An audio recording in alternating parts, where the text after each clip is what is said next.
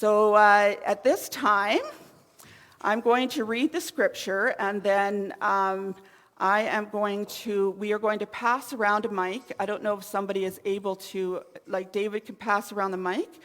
And what we're asking of you is, what do you see? What do you notice about the painting? And that's how we're going to start, okay? But initially, I'm going to read Luke 9, verses 28 to 36.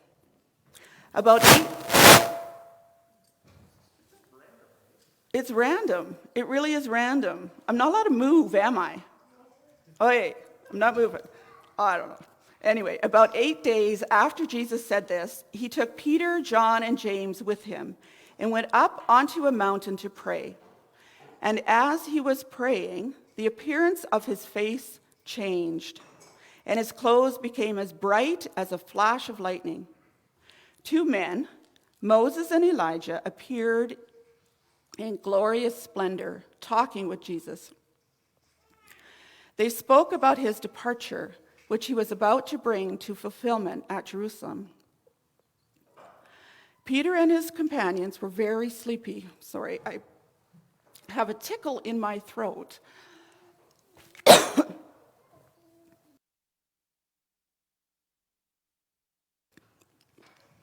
Peter and his companions were very sleepy, but when they became fully awake, they saw his glory and the 2 men standing with him.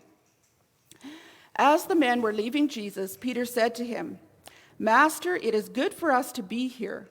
Let us put up 3 shelters, one for you, one for Moses, and one for Elijah." He did not know what he was saying.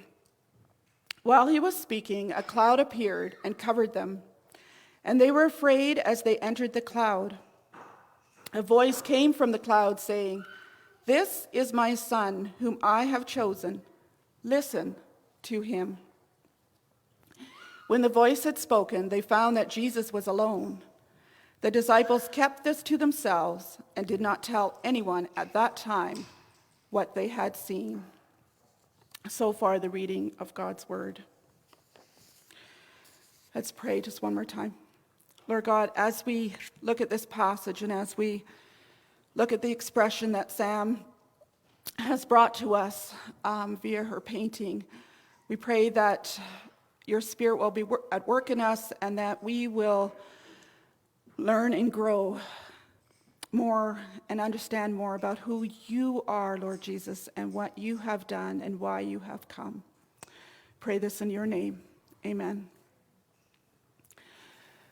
So the first question that I don't know possible. There is a slide. Okay. This one here? So there's a slide with the questions and my phone number. Is that correct? Okay. And David will pass the mic around here. And if anybody has any comments online, I will pull out my phone and I should be able to see it on here. So what is it that you notice in the painting? And I'm going to back up a little bit so everybody can see it. What do you notice in this painting? What stands out to you?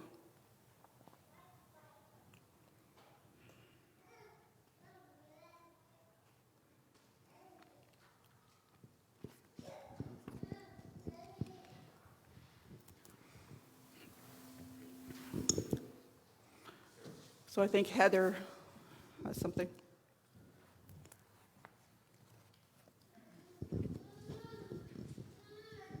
It's very simple, but the contrast between dark and light, and sort of the skies look very brooding.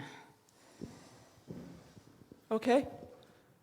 Dark, light, skies brooding. Apparently Aaron is online. So Ethan says 3 eggs and clouds. Ethan is 4, by the way. Or no, he's 5 now, isn't he? I think he's 5. Trevor says the triune nature of it, God the Father in the center.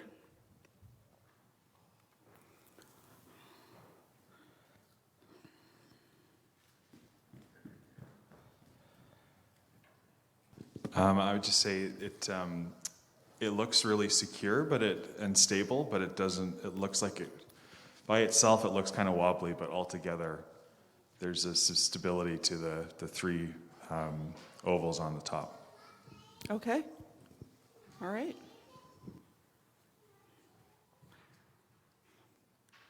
Anything else? Cindy?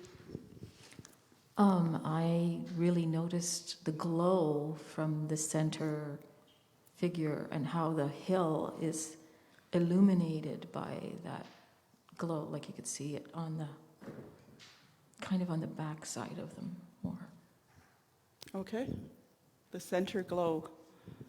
Anything else? This is already interesting because a number of these things, when Sam and I talked, didn't come up. So this is really interesting. This is good. Anything else?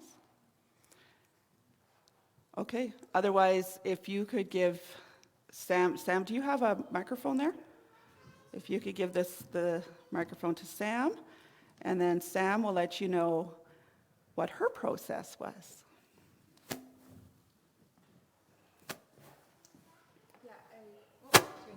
There we go.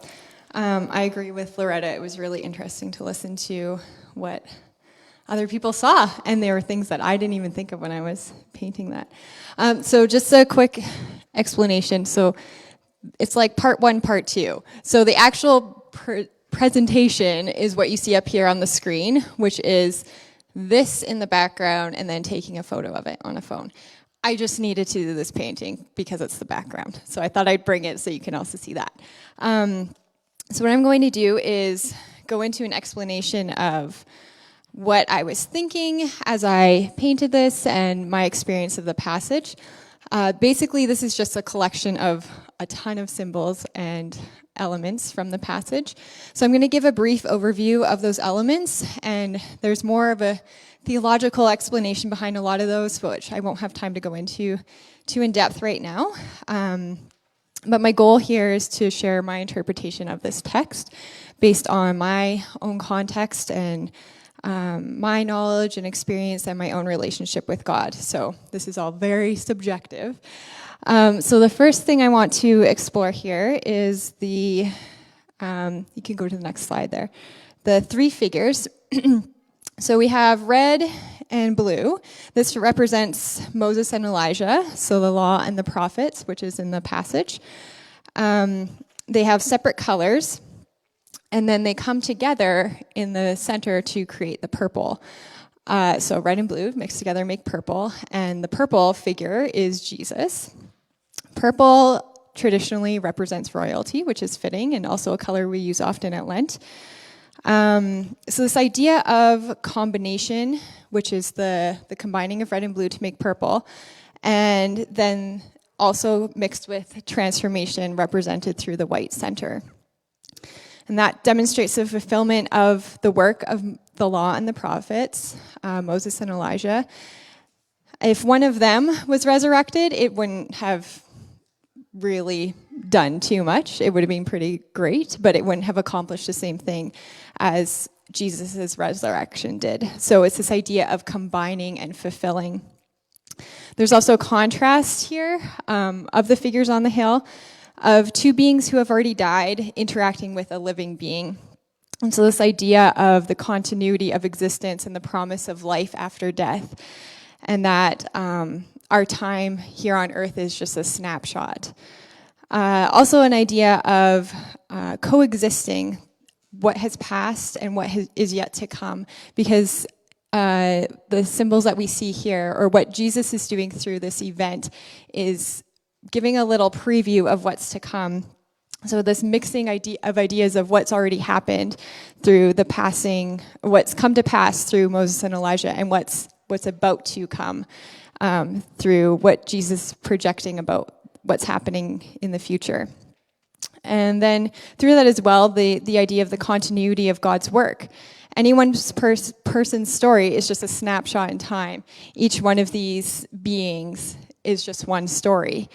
So combining these together as part of God's greater story of redemption and reconciliation. So I thought that really struck me through this passage, is that combination. Also, something to look at is the shape here. So I started off just kind of doing like organic lines, which are like kind of flow. And then I ended up with Easter eggs. And I was like, oh my, okay, we just did Easter eggs for an Easter painting. I guess that's fitting. And I love that Ethan noticed that. But it works because the egg historically is a symbol of resurrection and rebirth, which is why it's often used at Easter and springtime. And of course, that's very fitting for the story. The idea of resurrection hasn't happened yet in this story, but it's a plan that's already in motion, and it has been since the beginning of creation. So this is just, again, a little preview of what's to come. So the next element I want to look at is the fire. Just really briefly, it comes up from the side of the hill and is under each of the beings. So fire is a symbol from the stories of Moses and Elijah, the burning bush, and the offering on the altar. But it also symbolizes the Holy Spirit.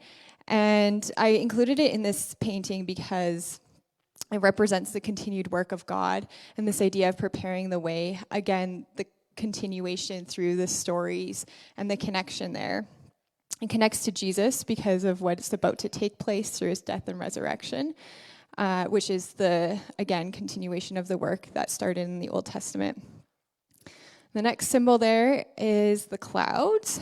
And just briefly, this wasn't actually very significant to me, but I wanted to represent the voice of God speaking to the disciples as he says, "This is my son, listen to him." There's gold in there, which connects to the fire because there's the gold elements in the fire. So just kind of drawing together the presence of Father God in what's happening. And the beings also have this like similar opaque tone to them to draw that concept of connectedness as well. So together, the symbol of the fire representing the Holy Spirit, Father God in the clouds, and then Jesus the Son is a symbol of the Trinity as well. Next, it's hard you can't really tell unless you're up close, but there is some texture, and if we're able to see here a little closer. I just wanted to include that because as I was doing this, just the concept of this being something active and alive in the final work, which is the picture of the picture, to kind of show that this was a moment that was actively unfolding. So that's why there's some texture in it. Next, just to take a closer look at the centers of the beings, we'll call them the beings. So Jesus' center is primarily white. In the story, it talks about his clothes being bright white, but that it also represents the divine, that symbol of white. And that's obviously because he is fully God. He has a streak of purple at his core, though, and I wanted to include that just as I was painting this idea of just the contrast between the core of our beings and how Jesus at his core is fully human, and that's very important. That's critical to the story of restoration. He had to be fully human.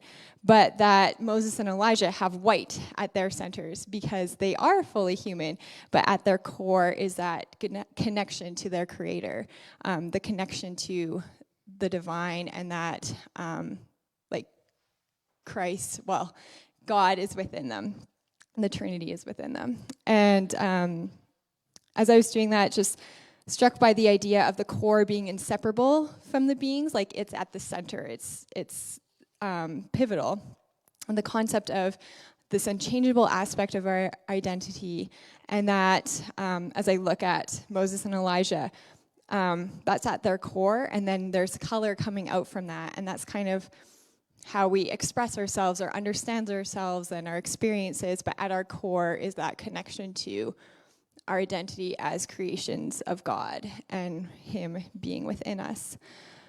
And as I did that, just noticing that we can't be separated from this. We can lose connection. We can operate from more of the external, right? Like, so if I think of moving further from the core, it kind of gets a little bit more chaotic. But then, just that contrast of like drawing into the core of our being, the core of our identity.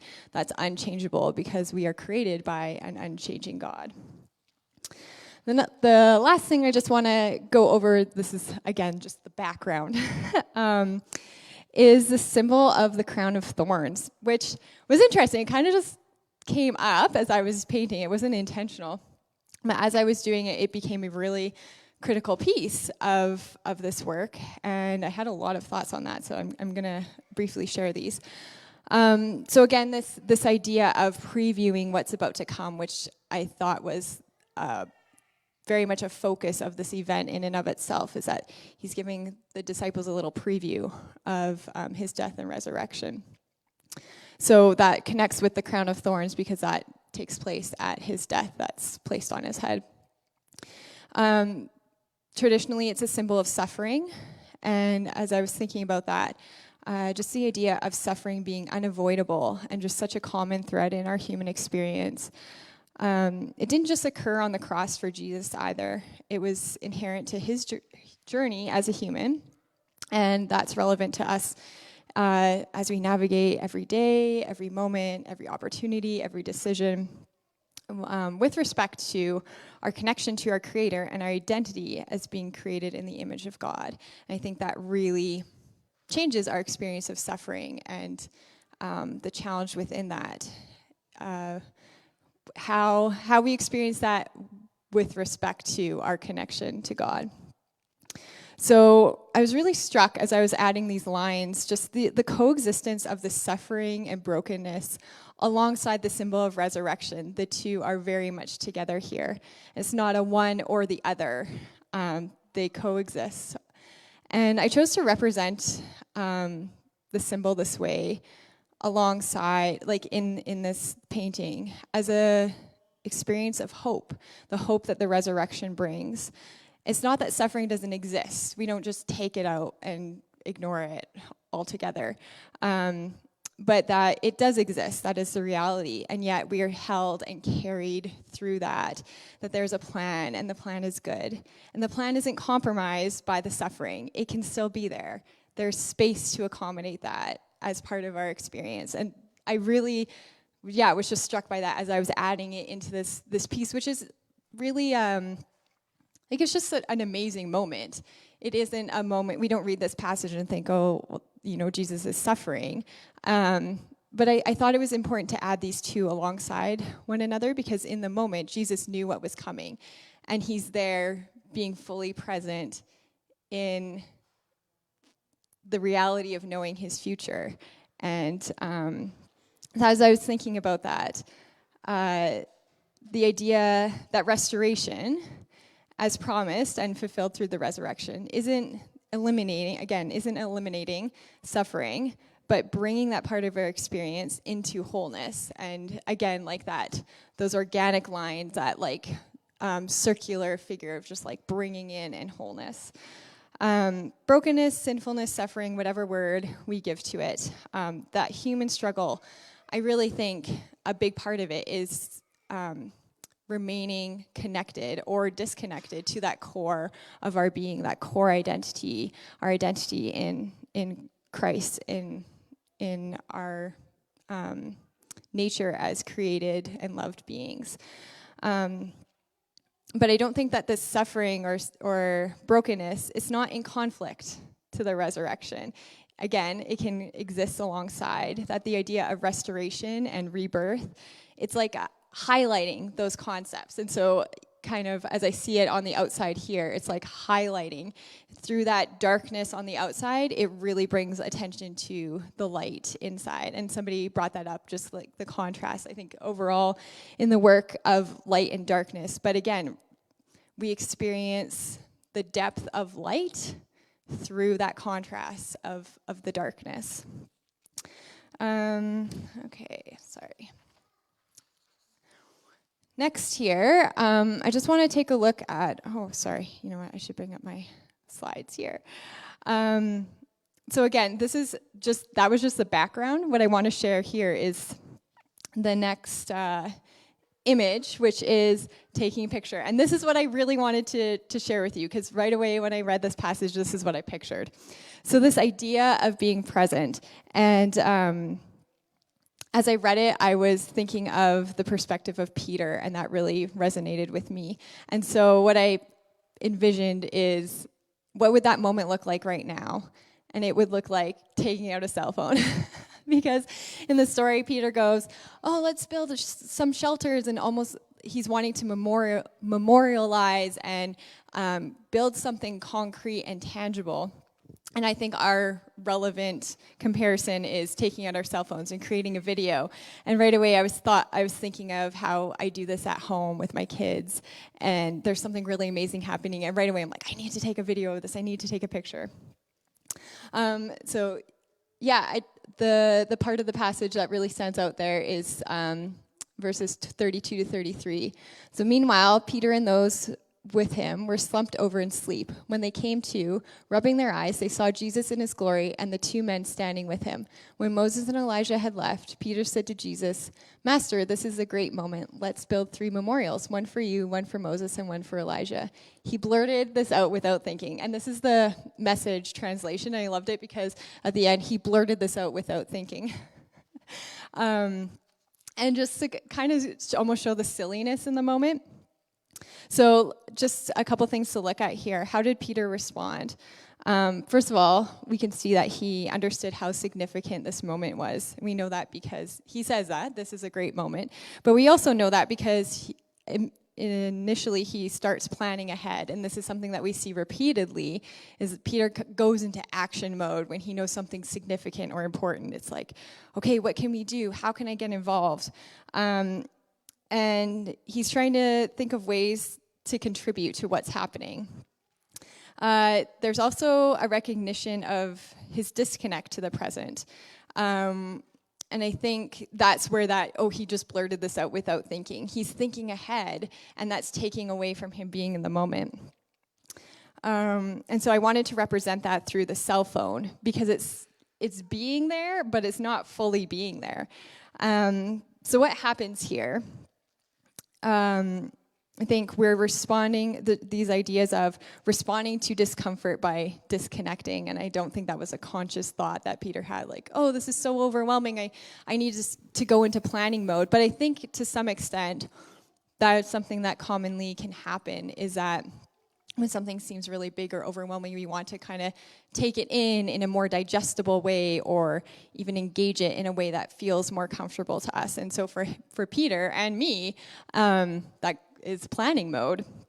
And so I just had this impression of Peter being overwhelmed, and that leads him to say what he does. And again, that blurted it out without thinking. And I think that this is a helpful strategy of trying to break something down to make it seem a little bit more manageable for us. But at the same time, just struck with this idea of how we miss out if we are responding that way without really understanding what we're doing or what's happening here.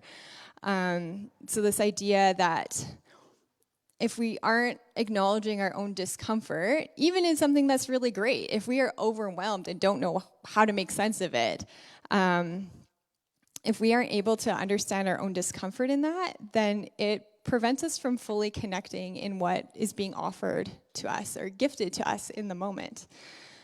I also had this thought that in this event, nothing is ruined and no one's shamed. It's not like Jesus responds and goes, oh, Peter, why are you doing that again? But just like this idea of Jesus just kind of bringing him in and just being like, yeah, I knew you were going to do that. Like, it just kind of is what it is. And it's not morally wrong, or he didn't respond in a wrong way. I do think that he's missing out. And so then that's where I kind of had that cell phone is like, we see the picture clearly on the cell phone, but then the actual event happening is a little blurry. And so just, again, this disconnect, and not that that's like a morality issue, but just something to be aware of and to understand kind of our role and engagement in that. And then finally, this idea that doing, even with good intent, it can take away from the fullness of what we have been given, again, through the gift of the present. And when we're in pursuit of something in the future, we're missing out on the present moment. And Peter's exemplifying that in this passage. So what he's suggesting, again, isn't bad or wrong, but it's taking away from how he's able to understand and engage the gift of the present. Okay, so I just want to quickly Len, if you could go to the slide that has the 4 sections there. Oh, sorry, quickly, I'll just go over how this is relatable to us. So I think that, there's different aspects of this that we can relate to in our own experience of just struggling to take in a moment to see the opportunities of the present that we are given by God, and just this idea of the passing of time, if we're holding on to the future, or holding on to the past and projecting into the future. It all works together, but it's also kind of taking our attention from the present. And so that was something I was thinking of as I was painting this. Well, painting this, but more so like doing up this photo here of being in the present, but being there, this element of being disconnected as well. So Len, if you, because I think, we'll go to the slide there at the end with the 4 sections. So just kind of 4 thoughts that I had that I personally took away as I was engaging in the passage this way is, what does it look like to practice being present? And I kind of say that tentatively because practice implies doing, and the whole idea of this is to be, not to do. But being present is, in and of itself, also an action. So the idea, first of all, the idea of pausing, and I think that's what Peter perhaps failed to do in this passage, is he forgot to pause. He jumped ahead right away. So being able to stay in the initial experience of taking in the moment, the practice of being, not doing.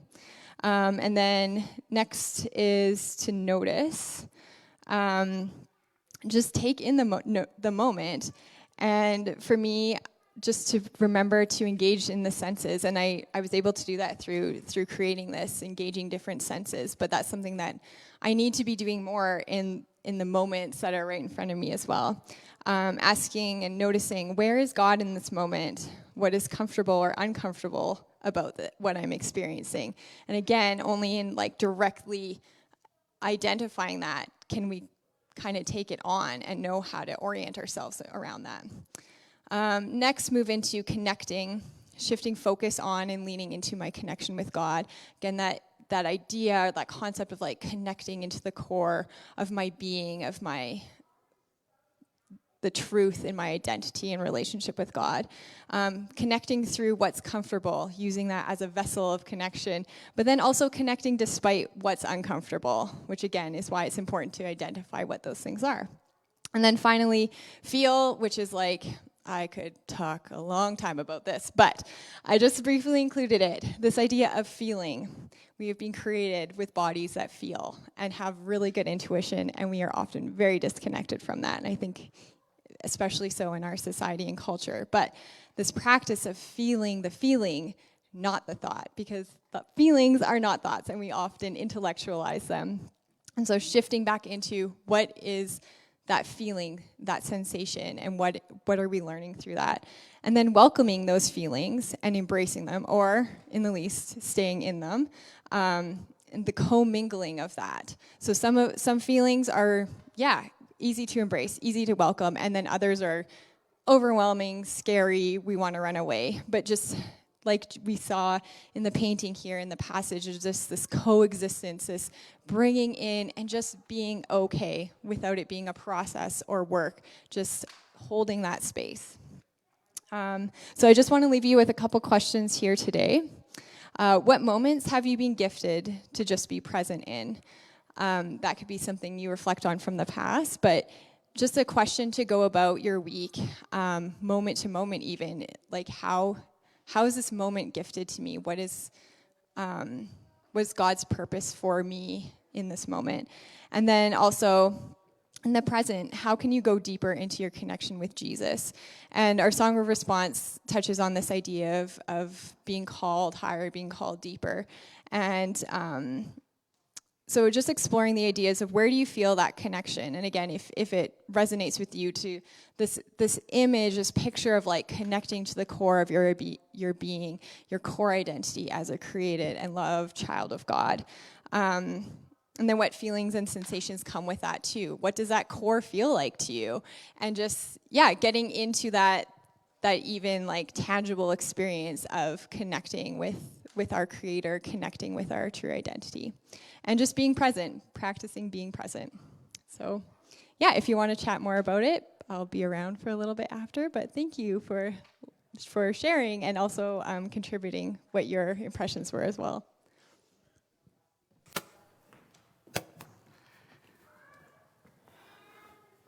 So thanks, Sam.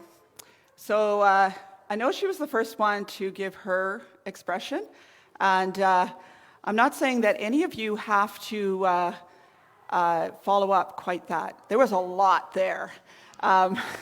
If I think about it, there probably was 4 or 5 sermons all wrapped up into that time frame. So a lot to chew on, and I thank you so much for that, Sam. We do not have time to sing our song of response because we are present in the moment. Well, are you sure? Yeah? Okay, we'll sing the song of response, and then we'll let St. Faith prepare as well. So